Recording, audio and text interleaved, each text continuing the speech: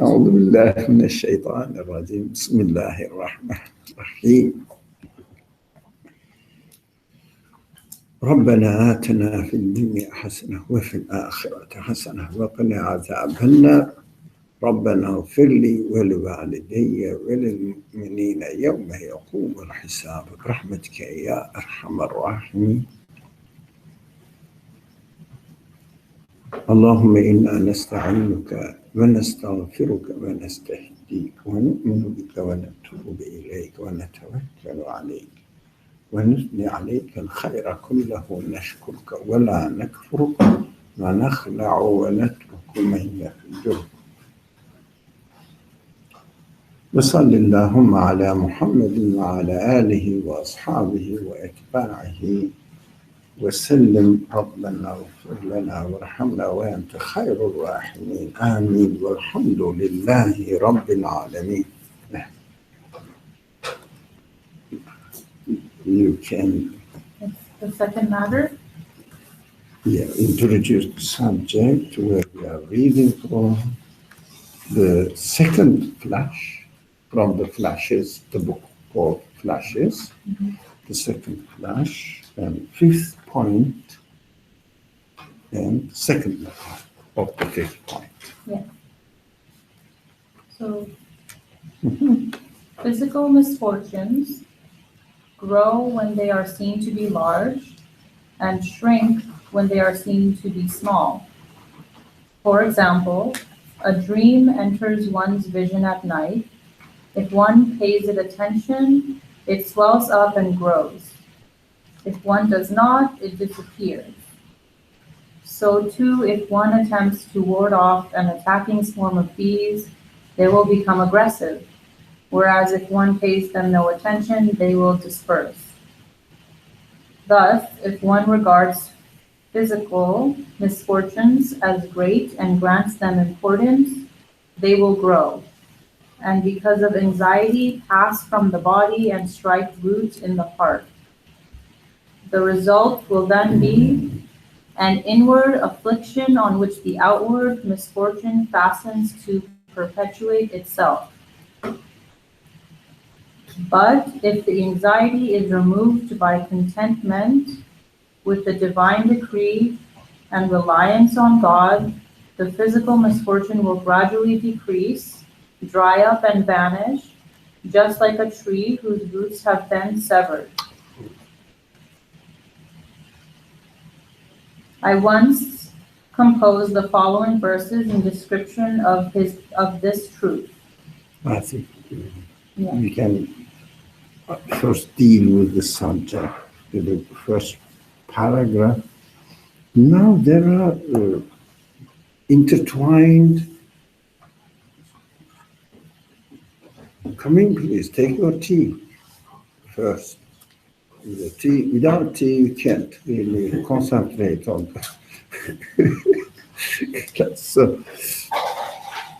intertwined, but almost the same things are repeated in the paragraph, but from different perspectives, under different terminology is used. First they say physical misfortunes grow when they are seen to be large. It means they are seen to be large. What does it mean, seen to be large? Seen.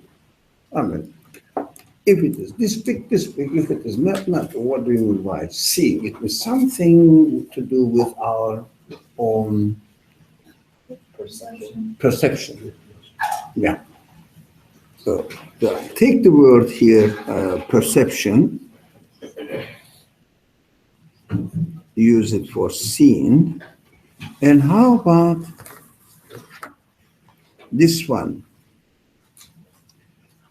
If the anxiety towards the end of the paragraph, if the anxiety is removed by contentment with the divine decree.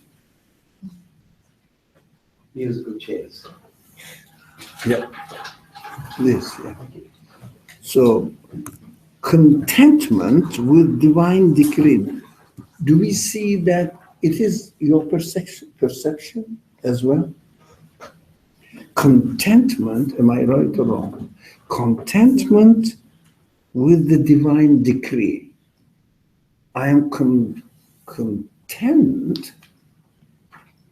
with the divine decree or react. What did you say? Reality? No. React. React. What does it mean? Something is happening. I say, why is it happening? It shouldn't. It is something to do with, again, my perception. How do I see the event happening out there and not analyzing it in the right way or in the wrong way? I think this first paragraph is practically important.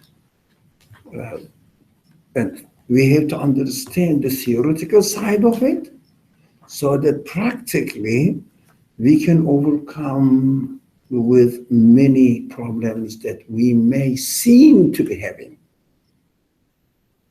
Why is it happening to me is the main question that human beings are asking. Of course, we don't ask when the things are okay. Why this orange is perfectly designed.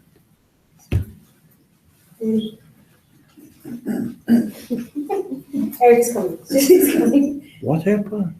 We're just running late. Traffic. No. You were supposed to move today something. Oh no, next week. Yeah, we can't move on the weekends. Okay. We're not gonna come next Saturday. Is this you need to? Oh really? It is Oh, working. okay. Thank you. So sorry.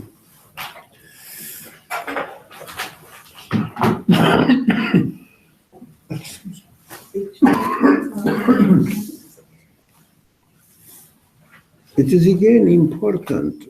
It's a very essential human question. When something happens perfectly, for example, the orange is perfect, we say, that's all right, cut it and eat it. When I expect that I'm going to eat the orange and take it out of my bag and I found that it has gone bad. Oh, I disapprove it. I reject it. Isn't that true? Then everything goes okay. We don't say anything. We don't complain about anything. One day when something happens in my body, physical or otherwise, a problem, why me? Why is it that negative? But that's okay to ask that, right? Of course. I mean, it's wrong to Rejection. stop at that, but at the same point, it's important for you to ask these kind of questions so that you question why you feel this way, right? You have to, at one point, ask, but then you're supposed to ask to come to a conclusion, not just to complain. Yeah, it is okay to ask this, but it is not okay to ask when only the negative thing happens to you. But I thought we agreed that the negative things happen so that we question. Yeah, but normally that's your conclusion. The normal people, general public, good argument. The normal people don't say that, the negative things happen so that they push me to argue, to pay attention to the reality. But yet is your hidden pre-existing understanding. But ordinary people don't have it. I've seen a book which is interesting for me, and the book deals with this problem first, and it's very famous. The book is very famous. Why the negative things, the bad things are happening in the world. Everybody asks this question. That's why we have to deal with this problem. Here, of course, the author is very aware of this, and on every occasion he studies this from different perspective. Now it is again with us. So it says,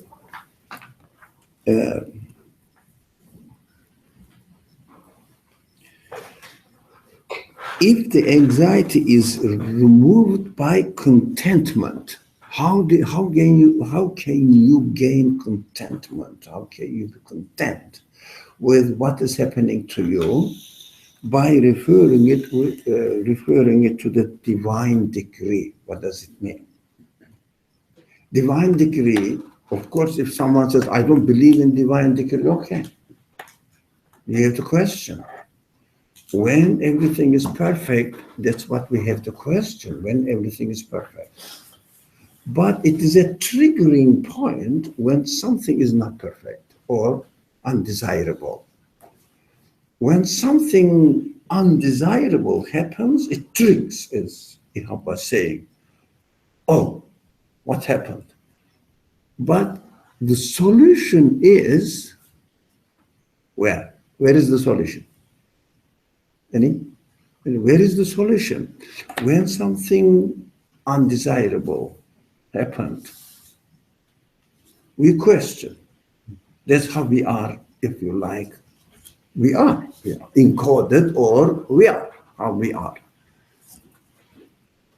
What is the solution? When the orange turns out to be rotten, what is the solution? How can you solve the problem? How can you go to divine decree or this kind of things the religious people keep talking about? By trying to understand what is, not the wisdom behind it, but what am I going to get out of this? It's very easy to just throw it out and buy a new one, right? Throw it out by? Yeah, the orange went bad, I'll just throw it out and buy a new one. It's very easy to do that. Oh, yeah, right? yeah. But it's harder if something is wrong with your heart, can you throw it and buy another one? For example, your brain injury or something. Yeah, carry on. No, Not yes. always. I mean, it's not possible, and if it's not possible, then that's the source of your anxiety, because you can't do anything about it. And so you're faced with this dilemma where you can't just throw it out to get another one. You have to face it and understand why it is that you feel the way that you are feeling. Would you like to say something?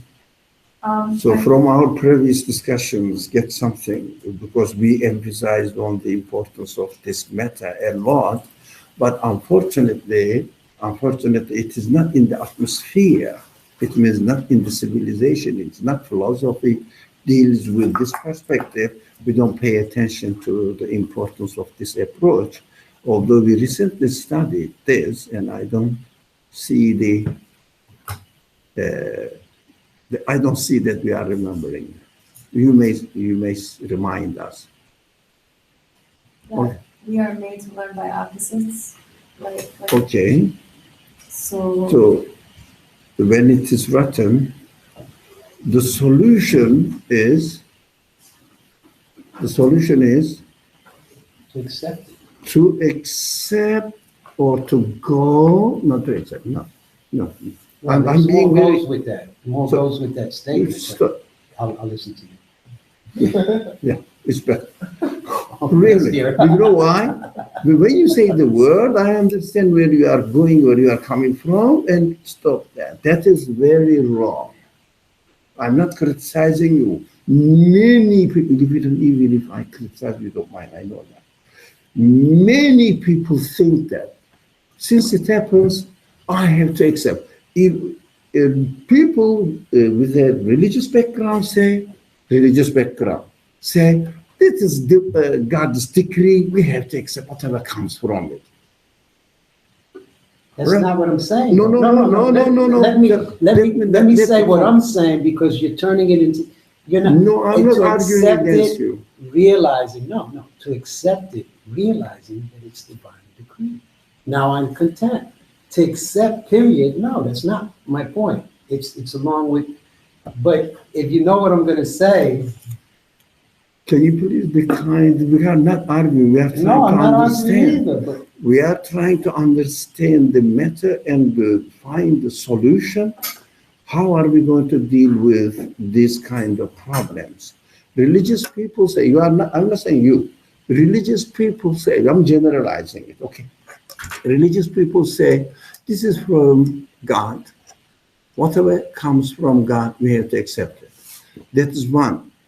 And non-religious people say, this is the natural thing happens, and whatever nature gives me, I cannot challenge it. And that is my inevitable, if you like, fatal situation is a product of nature. Yeah, is a product of nature. That's how the nature treats me. Both are wrong. What is new for us who come from mostly from religious background, saying that since it comes from God, I have to accept it. And no question, it doesn't trigger anything for anything. Because, okay, something happened that I have a problem with my body or with something, that my financial situation, and for family problems, mostly we have. So this is from God, I have to accept it. It's not a solution. Because the purpose in, let's say, being the orange gone bad should trigger me to ask, to question, to solve the problem. When the orange is perfect, how come it is perfect? Start from there. Don't say nothing to do with, it is created by. No. Just say, how come that it is perfect? Find out the source of the perfect existence of the orange when they are perfect. Try, where did they come from? How come that they happen? I'm using an exploiting your origin. What's not your origin? Yeah, I don't. Created for us. All of us. We can have. This is not my asking. I don't. Yeah, so, okay. When something undesirable happens to us, it must be a means. Let's not use it a very general language, not triggering what.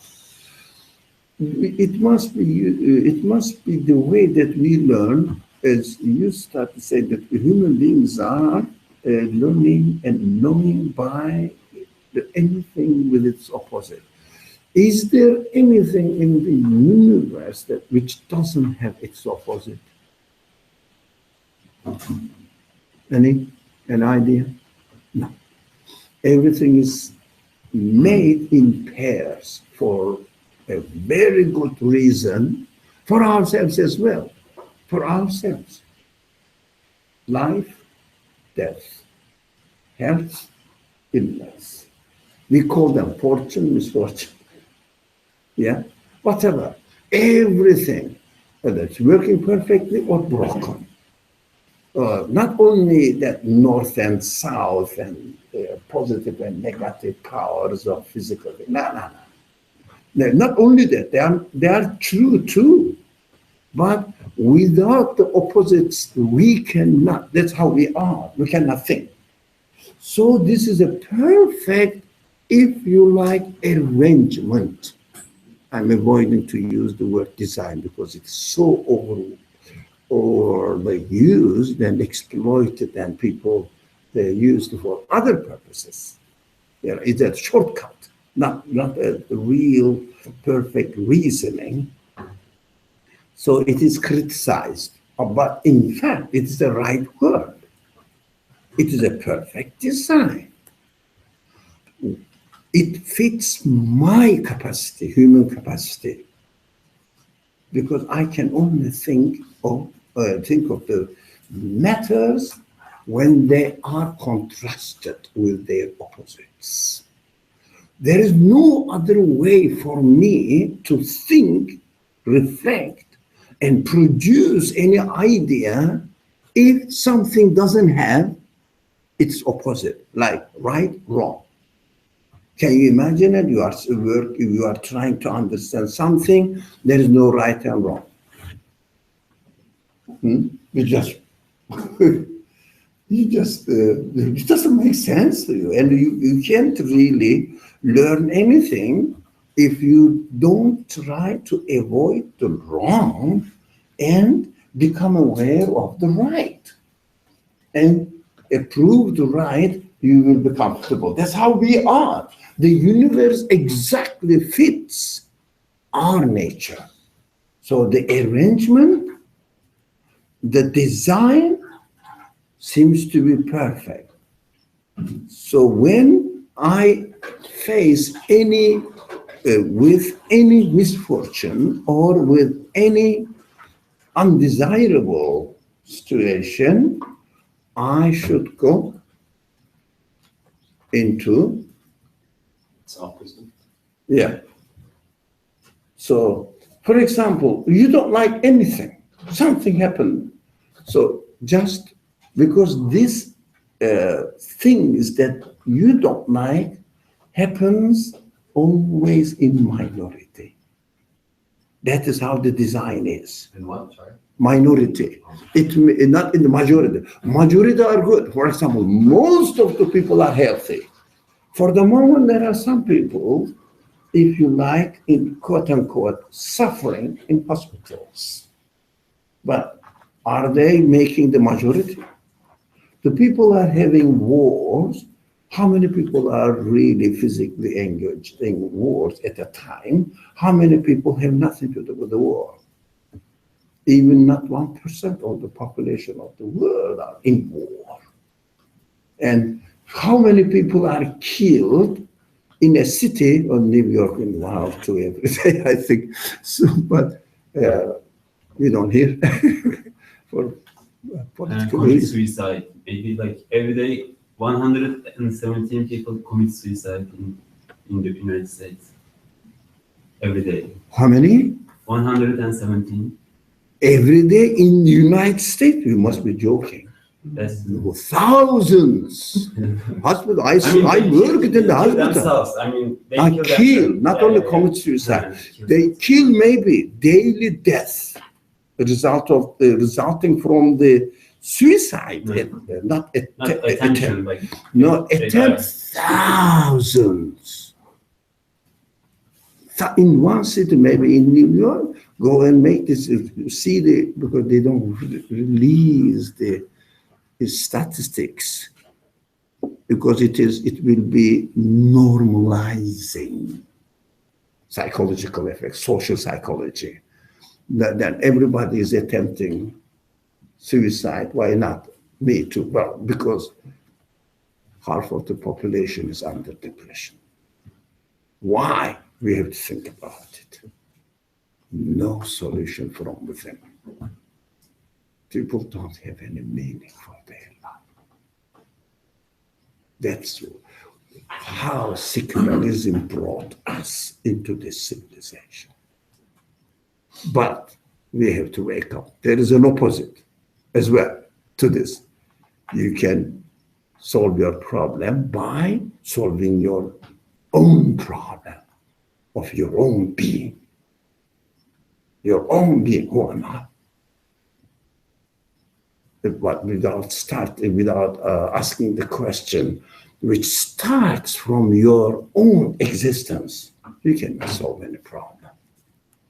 We have to learn this. We have to learn this. First, whatever happens to you, look, what does existing mean for me from there? Start from there.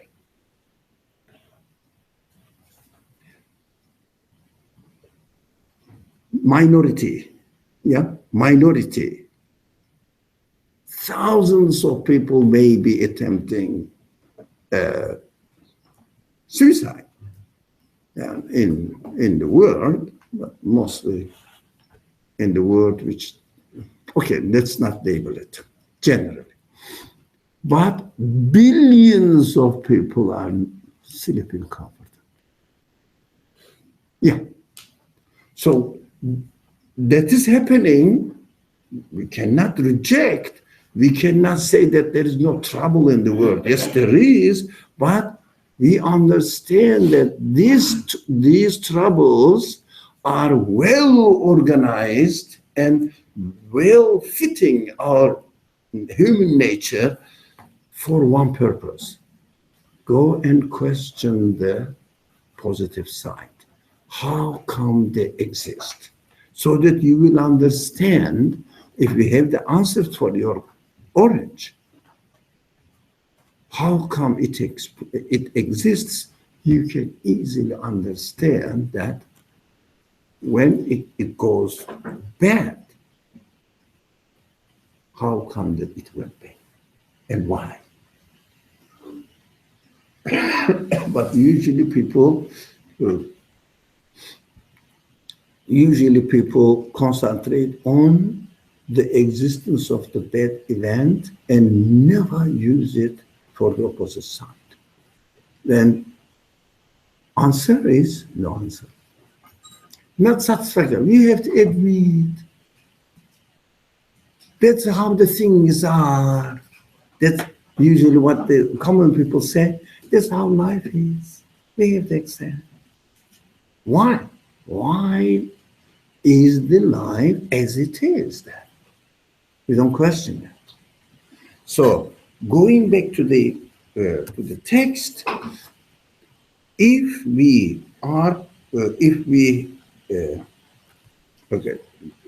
anxiety is removed by contentment with the divine decree is not an easy thing to achieve. Why should I be contented with a divine decree which tortures me while I am ill? Why should I be content? I don't. Because if it is a divine decree,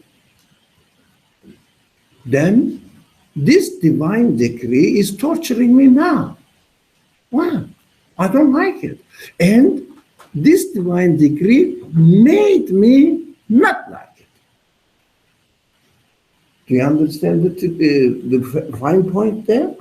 You don't like it because you are made by the same decree not like it. What is the point? It's cruel, actually, if you think of it that way. Yeah. Like, you made me not like it, and You are giving it to me. Yeah. So what we have to do, see in the divine decree the wisdom which triggers, which pushes me to investigate the opposite, which is the majority at the same time. Maybe we may not be the majority for one or two people because they may have a disease from the birth until they die. Yeah, for example, the autistic people. So it's not their choice at all. And they never get out of this autism and they die with autism. So we cannot say, there are exceptions, but still, this is good for me to think. If I'm not autistic, how come that I'm not autistic? How come that I'm not autistic? How come that I'm perfect? Not autistic, in my creation. In my creation. Yeah, of course, my creation is perfect. I believe that. Your creation is perfect as well. So, not my choice. I don't care about my choice. My creation is important. That's my choice. If I am aware that my creation is perfect, that's my choice. My choice is good as well. Because I have to understand this. So, we should not use any pre-existing concepts which have mostly been developed by not really thinking seriously. Okay, that is our perception. That is our contentment with the divine decree. Whoever established this world or whoever created the orange perfectly is the one triggering me by, if I don't use it, it goes rotten or something. If I don't really take care of the plant,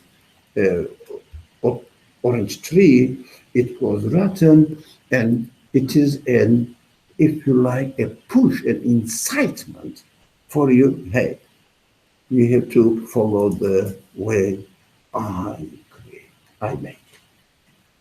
Because it is not an accidental. Because perfect creation or action cannot be accidental. Any human mind cannot accept that. Perfection cannot come. We have to understand this. Although materialist philosophers cannot find the answer, they say, no. Perfection came out of non-perfection, disorder. How it happened? By accident. Because they have no answer, they escape that. How come? Human mind cannot accept that the perfection happened out of imperfection. For example, you hold the paper like this, you have pencil like this in your hand, and by accidentally moving it, you solve the most complicated equation. Accidentally, 1 million times I tried, 1 trillion times I tried. At the end, accidentally I solved the problem. Can you? Can the mind? I am a human being. Can the mind accept this? What they do, since they don't have the answer to this, they say, okay, let us take the upper hand position. It means order out of chaos. That happened. Say it. What? It is, you see, universe came out of chaos. Who said? Who said the universe came out of? You are saying it. Demonstrate for me that one event, chaotic event, resulting in perfection. Demonstrate. Demonstrate. Because we are just following the empirical method, which means practically I have to demonstrate it. Okay. But if you ask and somebody says, and it doesn't conform to the trend or the flow of what you're saying, it's not open to like the Big Bang. The Big Bang, and from that, and they say that in our bodies, there's everything that's in the universe, not excluding God at all. Doesn't matter. It's not separate, but it is from chaos. It's from primordial ooze that we demonstrate. That was there first. No, they that was there before anybody it. wrote about it. We understand it now in retrospect, but primordial ooze was nothing but germs and things that did not lend to life. But from that life came. Demonstrate it to me. I just explained it to you. But see, if we have a certain trend of thought and it doesn't coincide with it, but I'm saying the same thing you're saying, I'm agreeing with you, but we're born perfect. If we're not even physically handicapped, we are born perfect, but then we're conditioned. We are born perfect, but stuff is put into us culturally, and then we go off. But you say, okay, everything is chaos, but it could be perfect, and then it goes into chaos, and then they say, we had to straighten it out. Yeah. But all too often, humans tend to make the chaos that they have to contend with. I'm not disagreeing with you. They have to demonstrate that one event is coming into existence as a result of accident. That's what I accept. My mind doesn't work otherwise. One event is coming into existence out of accident. By the way, it's impossible. It is impossible. No, it's impossible to even demonstrate it because just from a scientific method, for you to prove anything, it has to be repeatable. Repeatable and also already existing causes. in the Right, existence. I mean, just by definition, for it to be repeatable, you have to, then it can't be by accident. But we have to understand that everything is coming into existence without having any prior reason, prior cause within the universe, because the whole universe is coming into existence every moment. That's what the human mind understands it. This is not our particular subject, so let's come back here.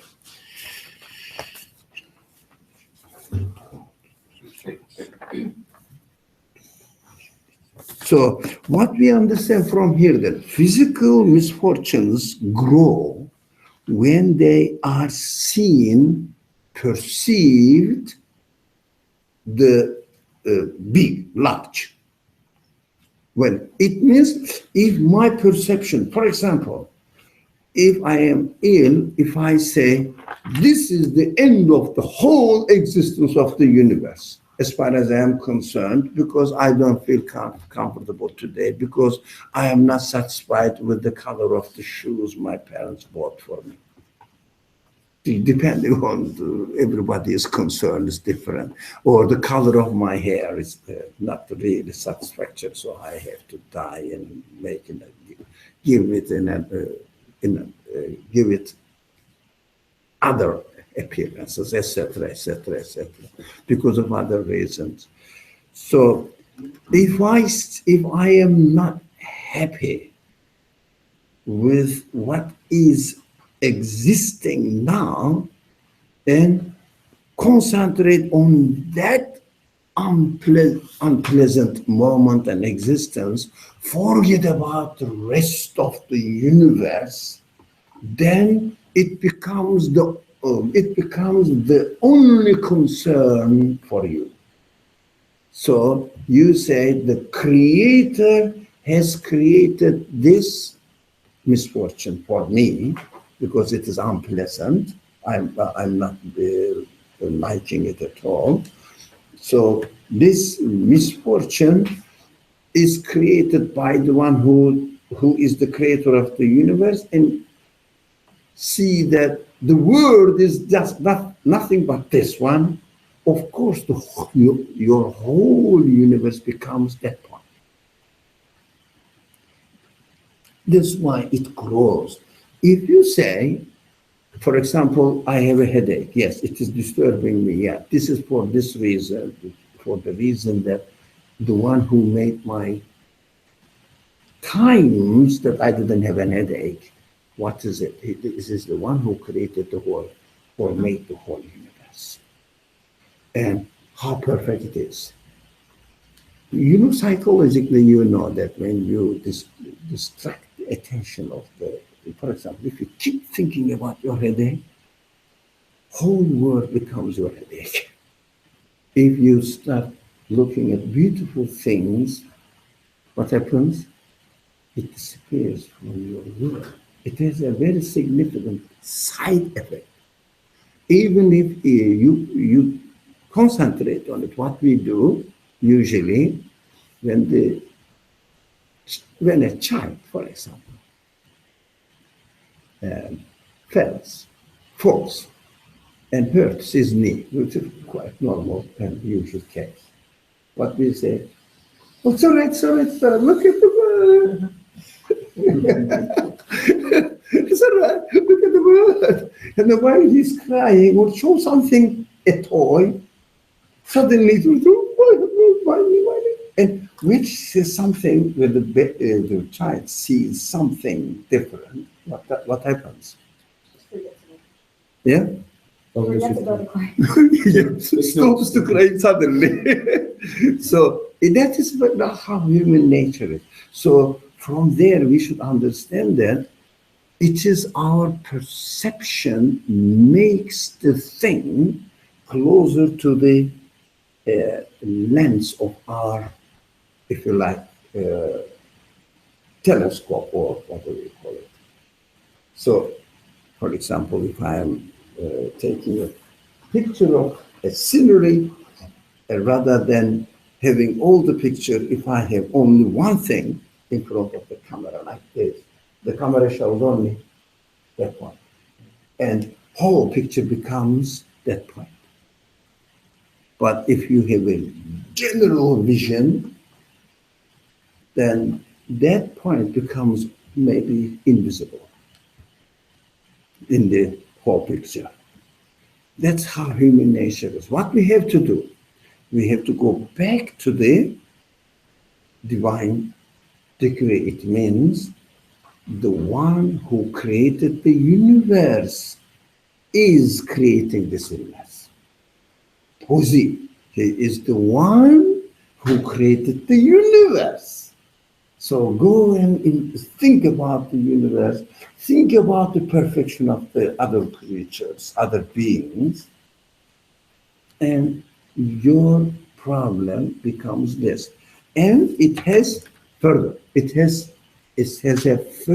effect.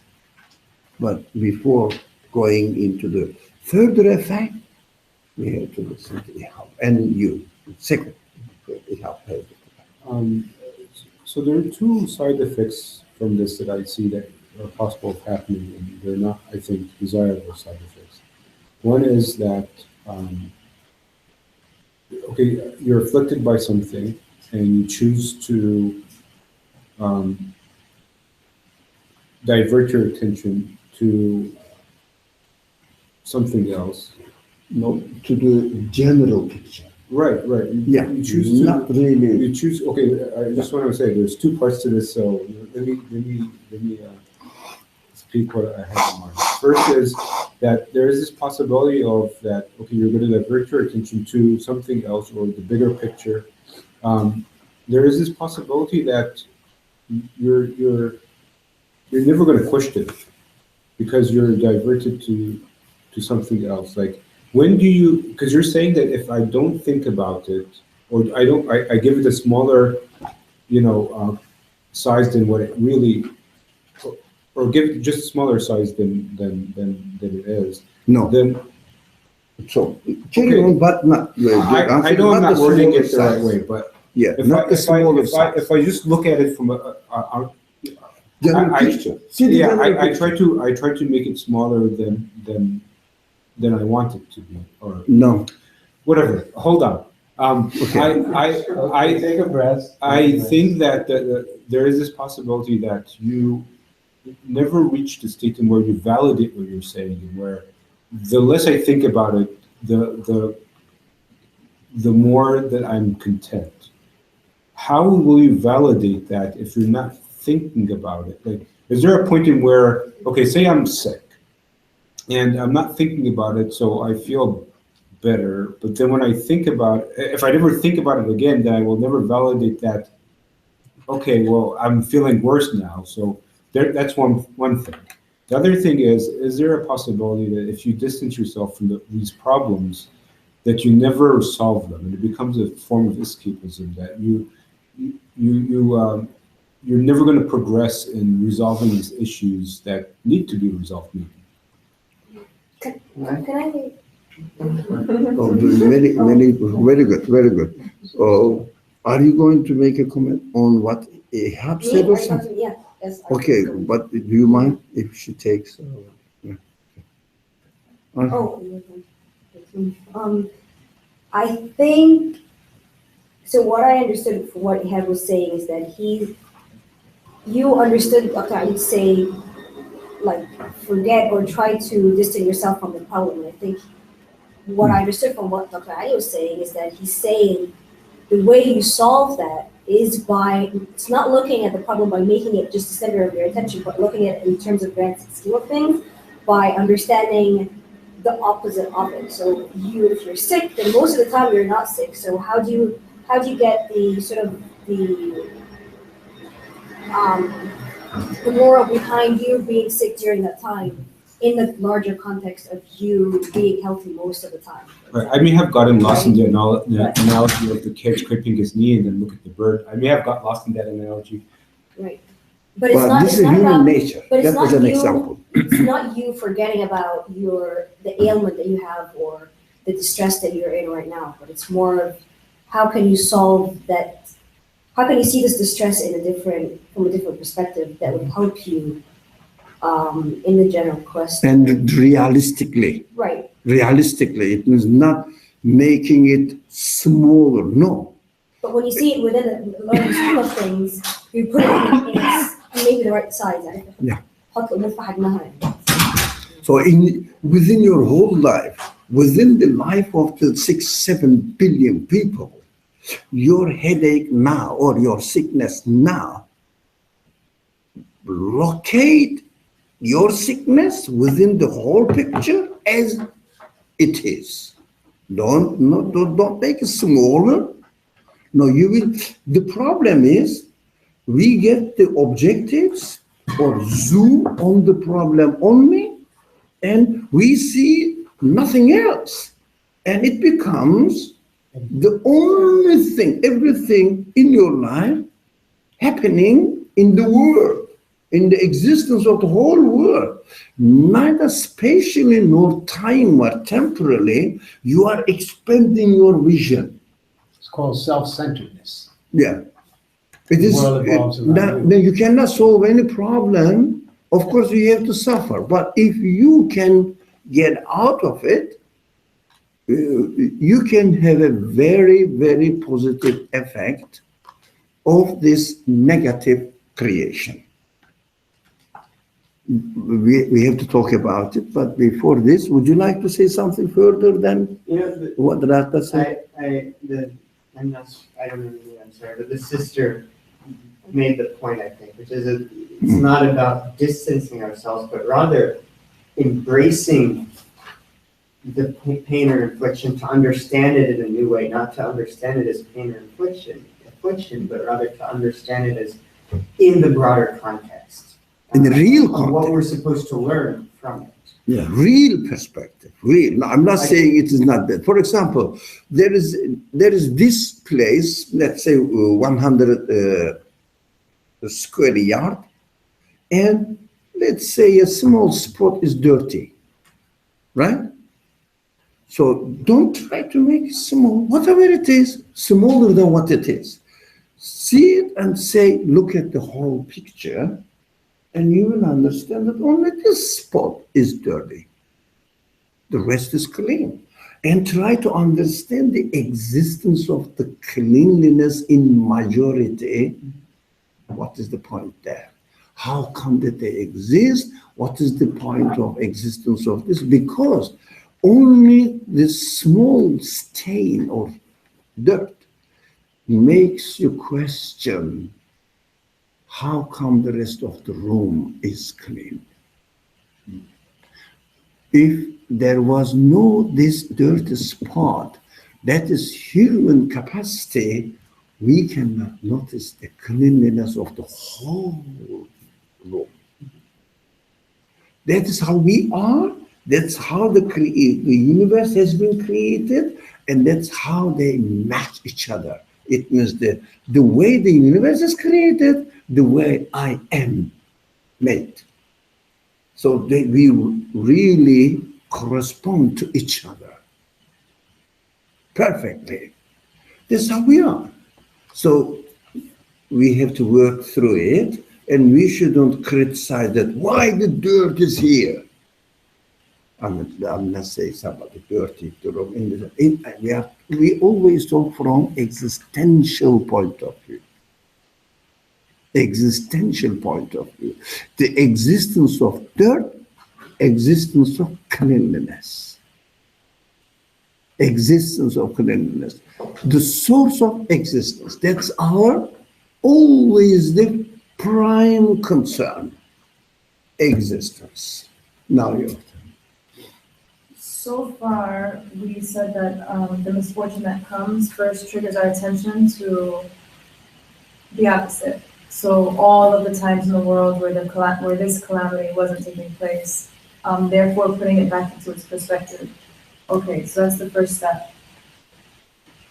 Then I think we mentioned a little bit from what the brother said about what we're supposed to learn from it, or if I don't take care of the orange, right? Like, so this orange went rotten because it's triggering me to say that there was a disruption in the order from my part, right? Like there's a message in the fact that this orange went rotten because then, the source of the orange is triggering me to say there was a disruption in the order. Maybe I wasn't taking care of it in the best way, type of thing. So my question now is, okay, the first part is putting the big problem into perspective, but then it seems like what we're saying also is that the one giving me this misfortune or calamity is also triggering me to see, I'm asking whether, like what the onus of responsibility for me where I disrupted the order, AKA what can I learn from it, or, what part of the order here's my question. Is the misfortune also, after putting it into perspective, a message or a trigger from my source kind of guiding me to see where I went wrong in disrupting the order? It means questioning. So can I just, or would it be a fair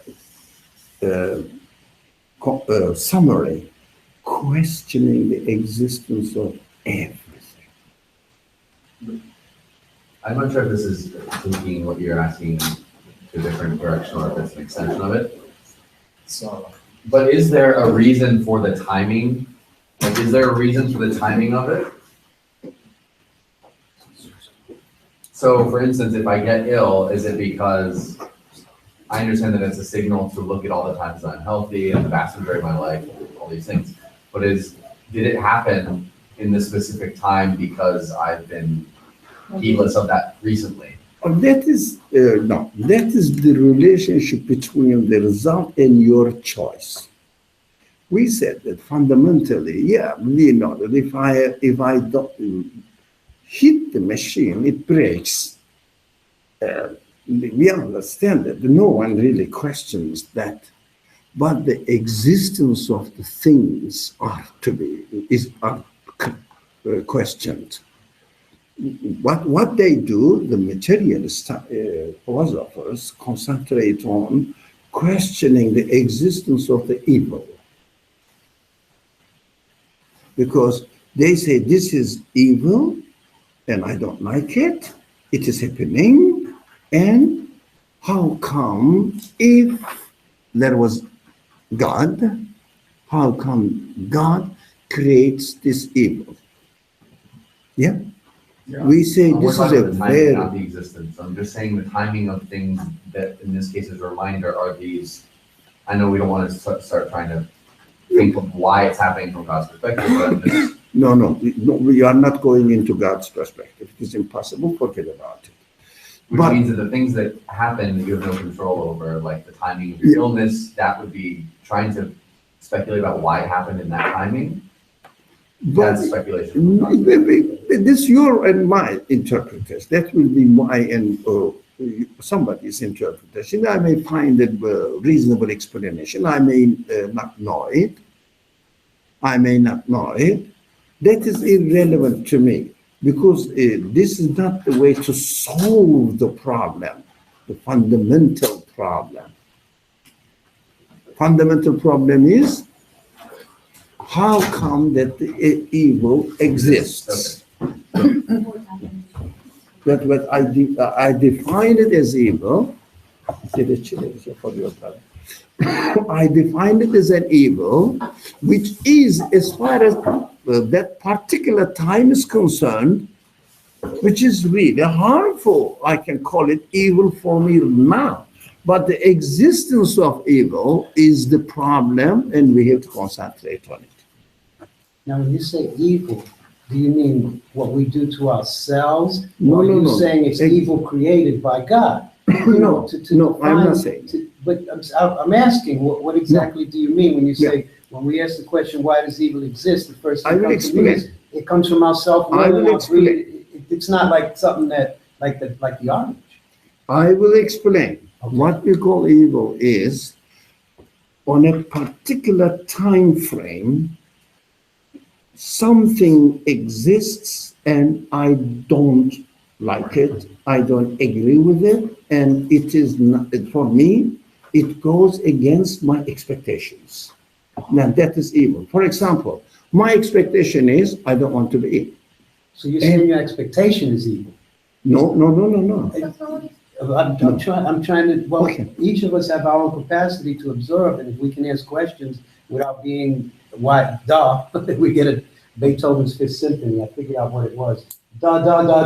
He was ahead of his time. Okay. You know, but we could be helping each other out here, instead of bumping heads and connecting our hearts, as though it does say from within. Okay, I think she has got the answer. Yeah, you have it, you have it. Because you started right. Be brave. Express yourself. Don't be shy. Don't be awkward. I don't want to push. But you got the answer. If something happens anytime that I don't like, I label it as, because I don't like it, you label it. Okay. Label it as evil. No, we need some chairs.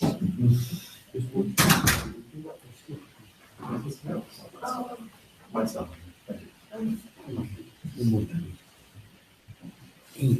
The most important man arrived. We have to respect.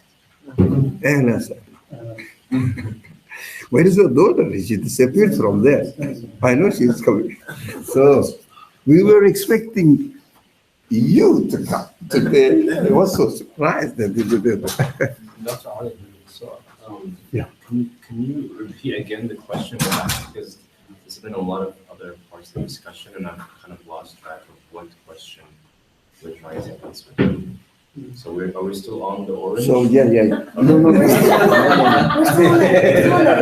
on the small, how you see a calamity sort of thing. Okay, so we're going back to. We're still. Yeah. Okay. So that is how he will buy. You have something. Yeah, before. Can we go back to the analogy of the speck of dirt in the room? Yeah. So the first part of what we're learning is to contextualize it, right? Not to focus on the dirt alone, but see it in the bigger picture, understand how the dirt helps us see the cleanliness of the room. I wonder if the second part, the extension of that, is does recognizing the dirt in the context of the cleanliness encourage us to engage and learn more about the dirt and embrace it and not view it as evil, but view it as an opportunity to learn and to appreciate and to perhaps rectify it, right? How can I take this dirt and Because I don't like it, right? That's part of it. Yeah. maybe don't like it, or maybe don't like myself for not liking it, whatever the problem is. But then use that, right? Not just contextualize it, and I think this is where Leave some it there. people are trying to go. Not just forget it, but then embrace it and learn and engage Yeah. and view it. And by embracing, not necessarily liking it, but No. Still, you shouldn't like. You shouldn't like it. Dirt is not to be liked. But in the existence of the dirt, as you said, I shouldn't repeat, but maybe to settle down in my mind. Yeah, dirt exists. It is created. And when you put it in the larger picture, for this, because of the dirt, existence of the dirt, I am aware of the existence of white. So there's a purpose. So take lesson from it. And start questioning the existence of white or cleanliness. And then you will understand that cleanliness is not evil, good, and question the source of existence of good. Question the source of existence of good, and you will understand that this source consciously and appropriately to your nature as you are made fits that. That's how you learn, how we learn. Because if there was no being from the very beginning, we established that if there was no opposites, there would be no way to learn. For me, that's how I am. So the compatibility and harmony between my existence and the existence of the rest of the world fits perfectly. Why? These are the qualities I have. These are the qualities existing in the universe, and I and the universe work perfectly. Yeah, in harmony. Synchronization is really perfect. Yeah, between the man and the universe. And everything is perfectly arranged. Although I don't like dirt, yes. I have to get rid of dirt, yes. Yes, I am. And see it as it is. Don't ignore it as it, no. Try to clean it if you like cleanliness. Can I state a case for dirt? I like dirt. So you Just to tweak the tunnel vision. I like dirt, metaphorically speaking, because it offers me an opportunity to deal with something that if I deal with it. cleanliness. No, that's not what I'm saying. I like dirt because the dirt puts me in a position to confront something that if I do that, I can resolve something within myself, to bring it back to the self. We can talk about it in an abstract way, but there's things inside, metaphorically, I think that's what we're talking about. It's not focusing on it, but broadening the picture. But I like dirt. I like the things that are not perfect because they make me grow. As you said, when everything is right, I fall asleep, and then I get a little speck of dust, and I go crazy. But if I look at it differently, I was getting chemo. And every time they brought this medicine, it hurt me. And I was going like this. And then one day I woke up and I said, I got to get friendly with this because this is going to save me. And all of a sudden, things got better. So how do I deal with the things I don't like? Do I call them, how did you say it? Evil? Or no, it's something that's going to cause me to wake up because my general inclination is to be, I'm all that. The world evolves around me, but it doesn't. And when that dirt comes, when that thing comes, it says, hey, you want to wake up or you want to be at odds with it? So I like the adversity. Not that I bring upon myself, but the adversity that shows me I got to look at myself. So, it turns into, did I let the orange spoil? That's what I think now. I buy a lot of avocados. No, when they're bad, I'm saying, it's me. I should have ate it yesterday. Instead of, it's like, what am I doing? So it's a case for dirt. If you want to. That's why I think like a reframing a lot is that there's no evil in existence. So it's kind of essential. So ultimately you are ending up with a beautiful ending. There is no evil in existence. In existence. Although the pain hurts me, but the existence of the pain is not evil. Yeah, we conclude this. When I have this positive attitude, that is my creation, that the way I am made, in your example, when I am happy with the creator of the whole universe and making everything purposefully, wisely, perfect, this thing that hurts me is perfect as well. And this attitude works perfectly in my body, in my being, so I didn't get distressed, I don't get distressed, I don't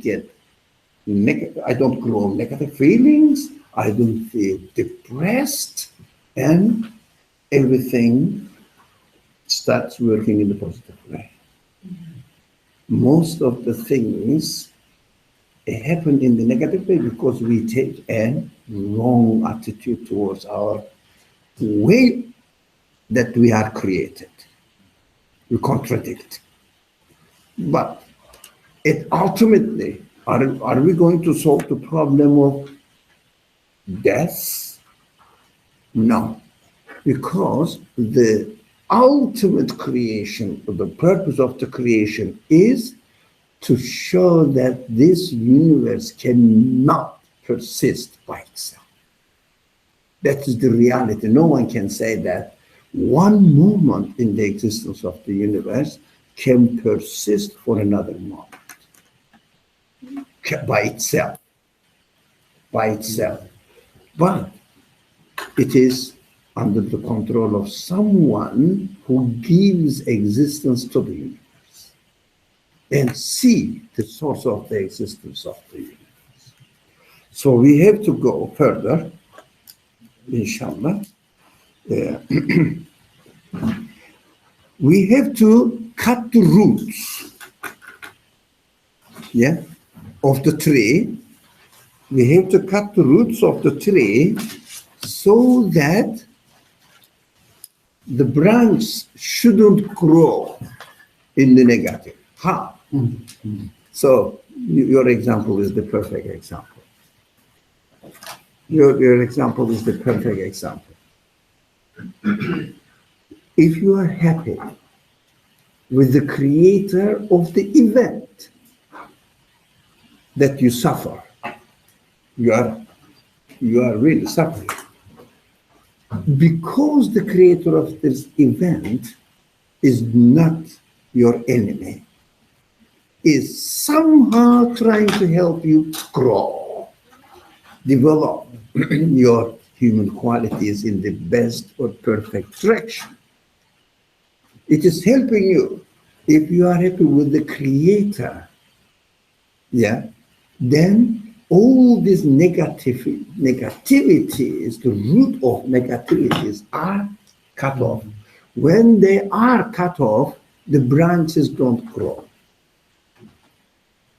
It means develops in the positive way. Yeah? It means when the roots are cut off, the bad roots, negativity is cut off, the negative branch don't grow. So that's how we have to be treating ourselves, not because we have to be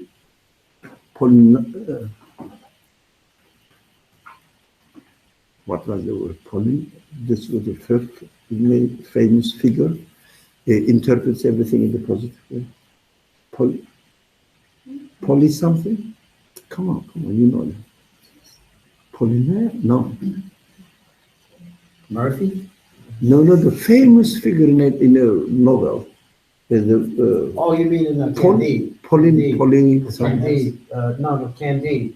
The guy who he said is the best of all worlds. What is the polymer? Come on, the word doesn't count. Is that what you're referring One to? person who thinks of everything. Sorry? Poly something. Is it what, a historical figure? Is it a? No, The figure is He said everything is the best of all worlds. Is that what you're referring that interprets everything in the positive way. In a novel, it's a very famous Yeah, novel. You Candide. know that. Nobody read Candide? Oh, by Voltaire? Voltaire. Polymer. Wow. Yeah. It's a character who, things go horrible, and he keeps saying, Pollyanna. oh, Pollyanna. Oh, that's something else. Thank you, That's an man. attitude. Thank you. We shouldn't really play the Pollyanna role. Although it is bad, but I shouldn't see it as bad. No. Realistically solve the problem. Confronted and solve the problem. You will understand that in its existence, it is not bad. That is how you can cut the root. Question for you. As a leader in the Islamic community in the United States, how do you address the Islamophobia and the negativity of surrounding Muslims in this country?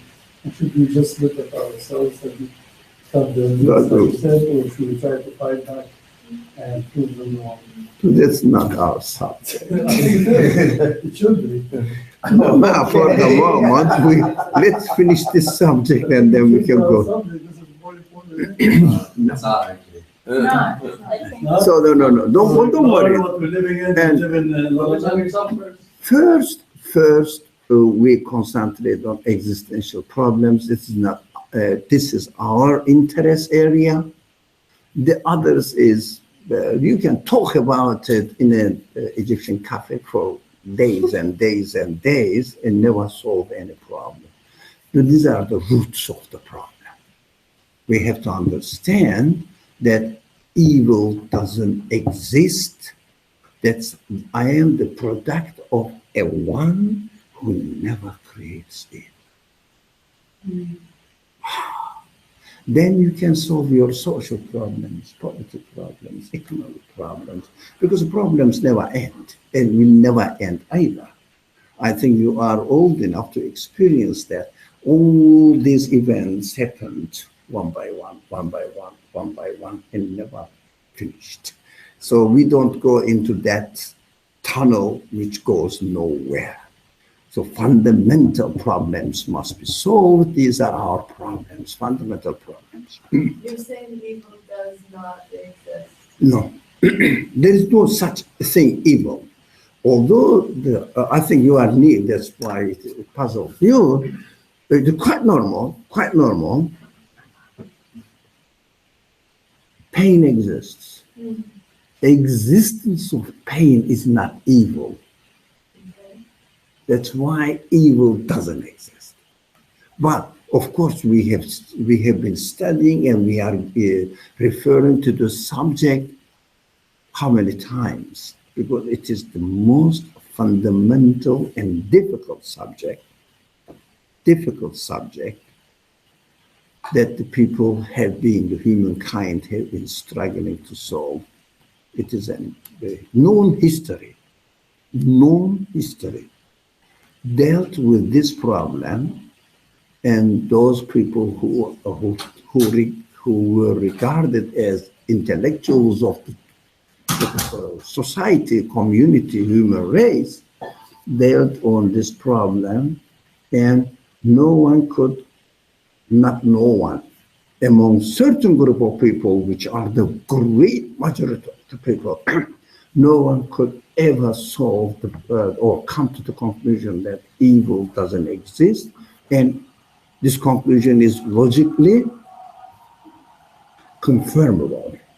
Only Muslim scholars, certain Muslim scholars, not all of them. There are some people they don't agree among the Muslim philosophers. So only Muslim scholars, by following the Quranic guidance, if you like, way of thinking, they discovered that, realized that, look, if you look at the matter from this, you can comfortably understand and comfortably confirm, logically accept, rationally accepted. There is nothing in existence which is meant to be evil. So the creator is not creating anything in order to harm its creation. But man does evil things. That is human beings. Okay, but just to bring it a little more into some concrete that we can look at and say it doesn't exist, but man does evil things, therefore evil is there at that time. I understand what you're saying, that nothing in the universe created evil. In existence. In existence create, but evil does exist. Yeah, no, it is the human choice. Right, okay. May be evil, but the creation, the capacity of the human beings, which are created to choose evil things, is good in its existence, that we can choose. It's what we do. That good. We can do. That is how we are. No, I'm just saying. Yes, There's no evil. There is evil. I mean, we got. What we're talking about, we're going back to is looking at this spot. You know, let's look at the spot, not just cover it over with some beautiful thoughts. Thank you. There is evil for me, for you, for other human beings. There is no evil in existence. That's what we have to establish and understand, and this is the foundation. Is there any evil in existence or not? And then continue, and we understand that we have free will. Of course, there's evil in existence. Yeah. Okay. Thank you. That you have to watch the. When God created human beings, He gave them the choice. Yeah. The good human beings will be evil, No. and the evil people are in jail, and the good people are sitting here. Okay, that is very, There very. is evil. That's why we're Okay, sitting here. Or otherwise, all of us would be in jail. you are right We choose within the your. right path. So there is evil. You are right within your frame of thinking, but we are talking from existential matter, and we are going deeper. But you can watch from the beginning and watch other discussions that we had, maybe more than 20 sections of this class we had about divine determining. I just had a brief comment. When I first came to your class about a year and a half ago, one of the things I really appreciated is you tell us to speak from our perspective. So we are told, excuse me, to speak from our perspective in this class. And so when you have something to say, it's important, I think you've always emphasized this, to say that this is what I see in my life, and then bring that to the table, so you're not talking for we or anyone else at this table. So I just wanted to put that out there. And Make your sure we're own still doing that in existence, this class. from your own Yes, existence yes, as well. thank you. But this is unusual. It is not very widely practiced in any community, whether believing or non-believing community. Any kind of Muslim, Christian, they don't really think about this matter deeply. Superficially, yes. Superficially looking. So when we have to cut the root of the badness, so that the bad branches shouldn't grow. So if you don't cut the root really, you cannot solve your problems. In the world, you can always suffer from stress. You can always, you have to have, a person has to have a kind of depression. Degrees are different, but to get out of the depression is not easy. Especially, in every age has its own depression, but especially in this age, it's very, very difficult. And the common problem, depression, I think you know this.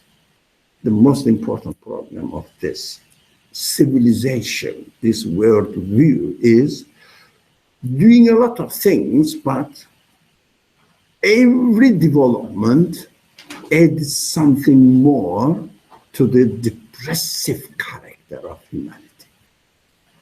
Everything more. Technology develops, but adds to the depressive character of human beings. But we shouldn't we shouldn't be simplistic, say that we aren't going to have the technology developed. No. It must be understood and supported by a worldview which doesn't give birth to depressive psychology. That is why when we see the Quranic guidance always gives a picture which is very difficult to understand. You cannot really understand by hearing people speaking here and there, but we have to deeply study it. You understand the Quran is really giving the guidance so that you can benefit from your existence and you can be 100% happy with your existence and the existence of everything. You can be 100% happy, and you can be 100% happy with the creator of everything if you are aware of. That is how the main aim of the teachings of the Quran or guidance of my creator is, how can I have a satisfactory, for me, without going into any superficial conclusions, satisfactory, satisfying conclusion in my own humanity, and I'm 100% convinced about it. My emotions, my reasoning, my feelings, they all agree. That is a big business, and we have to develop this understanding. How can I really be happy in this world as far as my world view is concerned?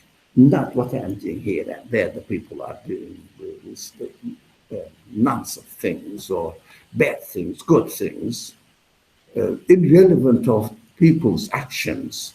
How can I develop a worldview which fundamentally helps me establish a solid ground that everything is perfectly clear in its creation. We have to work on it. It's not easy, but from time to time, as this paragraph tells, it refers, always it refers to the text, what we read this author's text, it always refers, you have to solve the problem from the root. Could we put some body as far as idea, the root? All right, so we have to get to where it's all coming from. What could we put words on to explore what the root is, that to bring some solidity to it? You know, the idea of it. It's a metaphoric term, the root. Okay, the root Yes, is inside of us, our thoughts, our emotions, our perspective. Can we just explore that a little bit, that we might come from the root and understand? Very simple. We keep saying in our classes, not today only, you have to go to the existential level. Always. Any problem, anything, good or bad, go to the existential root of it and how you interpret the existence of that thing. But I walk in here with an open mind. I want to know what, I want more to come. I don't want to leave here with what I'm thinking. No. And so I say, well, can we look at the root? It is a, You know, it is a, so that I can have more to go with. I understand I have to work with. so it is a, it is not one day event. You have to work on it, maybe seriously. No, I do. I'm just years. looking for some more dirt for the root. I think that people, if they are content with what God has given them, they will always be in peace with themselves. And I think the majority of people look at the glass half empty or the glass half full, and they're not content. I think the degree of content of a human being with what God has given him is the secret of what this human being will be happy or miserable.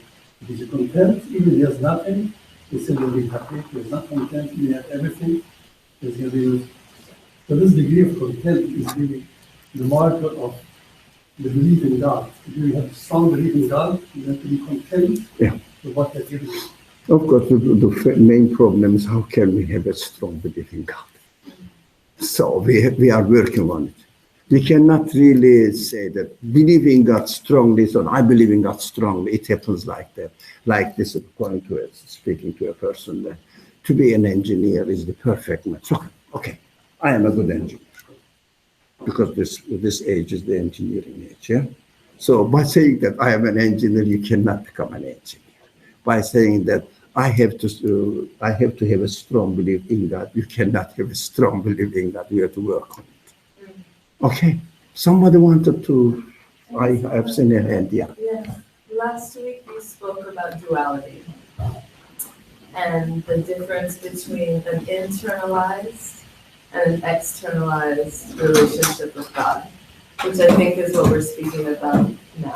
Yes, the same thing, yeah. Versus the rituals and the going through, I don't know the correct words, but I say bowing down, I say the acts of claiming rituals.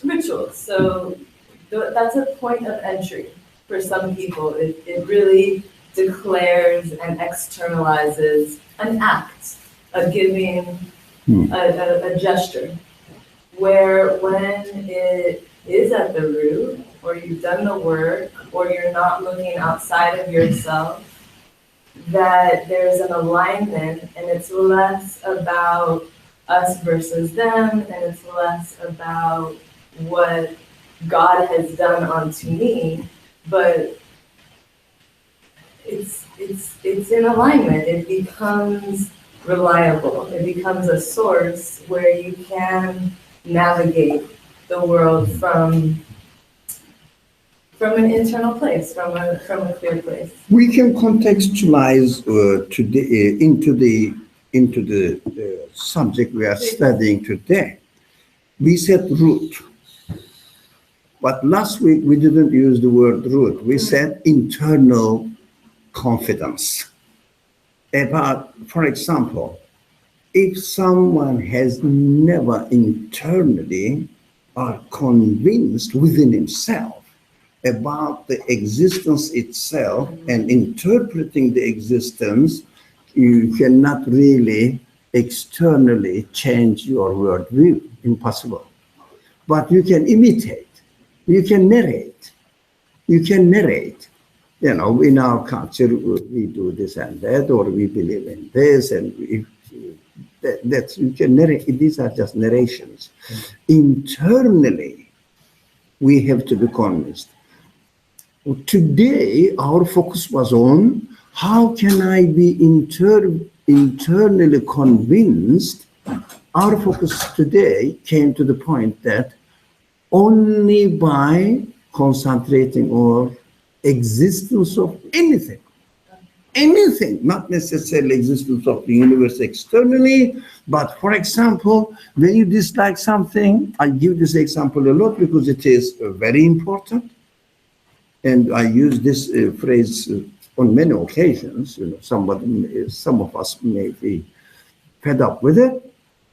If you don't dislike something, don't say that I don't like this. Yeah, it is repugnant for me. Don't say this. First question, how come this sense of dislike exists within me? Question this first.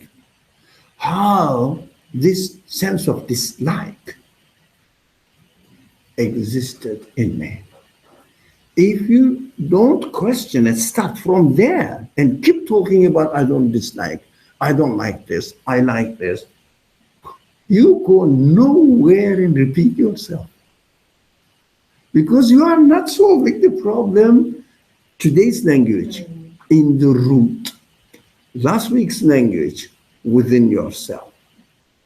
So it means, especially, we love to question how come the stars exist, how the animals exist. We love these external questions. We never question that, why do I bother about the existence of stars? How come that I question their existence? Because it's easier to look at the stars and question that than it is to question my own. They say, you know, to be a philosopher is very easy. Why? Because the philosophers try to solve the problem from outside. But they never question that. For example, we reason. Okay, how come the human beings reason? And why do we reason? And how come that this reasoning, the power of reasoning exists? Yet we are so unreasonable. So we said human beings are the reasoning animals. Yeah, حيوان ناطق نرى. So, or economical, homo economics. Description. Why we bother about reasoning? And how come that I am a reasoning being? Well, in my own self. When you go to the root, when you go to the existence of anything that in you, whatever happens,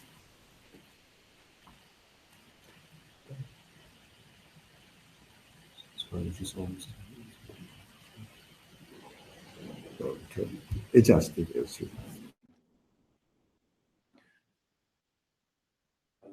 One thing that helps me is when I see something in somebody I don't like, and looking at the root, I say they either have something I have that I don't want to have, or they have something I have, they have something I don't have.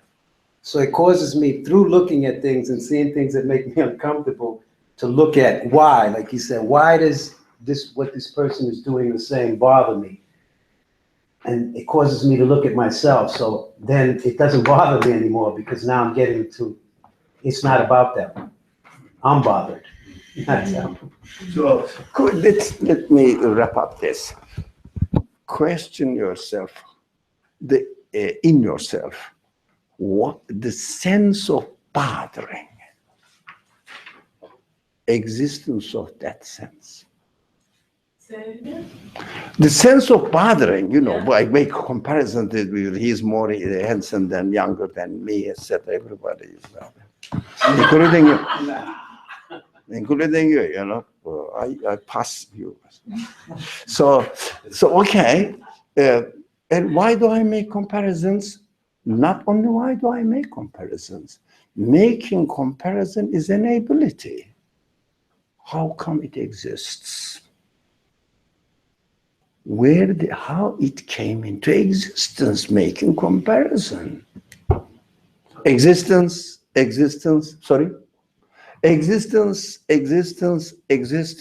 start from there and develop. And then you start, well, I'm comparing, but the existence of this power to compare, sense to compare, must be understood first. If we don't start from there, ignore it, it means step over it, like that's what the materialist philosophers do. They step over existence of anything. And then they try to develop cosmology. Yeah? Cosmology. It means, let me explain how the universe started or whatever began to come into existence. And they look at the stars and whatever they receive beams, from the galaxies, etc. But measure it is very easy. Why do you bother? How come this sense of bothering about the source of existence exists in you? In my being. Okay. So it's a question of how, not why. Right? How, yes, of course. Primarily how. You say why. Yeah, I confused the language, I realized and turned back to how. Right, so it's not right? Because why? No, how. And then, after solving the problem how, you can ask why as well, because you have the ability to ask the question why. Two. Yeah? So you have to utilize it. First, how come that it exists? Second, how can I interpret its existence and understand, perceive it, and see why it has been existing, if you like, in me. I'm trying to avoid what it has been created. Why it has been existing in me after solving the problem how. We studied this long ago. The question of how must be understood first, and then why is easy to understand. And interestingly enough, Qur'an never asks why. He asks how. I mean, you may not get an answer to the why. Yeah, that's why you cannot get the answer. You can get answer for yourself, but you have to get the answer for how. Right. But you have to come to a conclusion. How? How question. So those people utilize the word bila kayfa for other things, and it became a very famous expression in Islamic theology. So we don't really question how about certain subject. I don't want to get into it, even I don't want to mention that. Only some people who are specialized in the subject may know it, bila kayfa problem, but it is extended to you're interpreting the word will.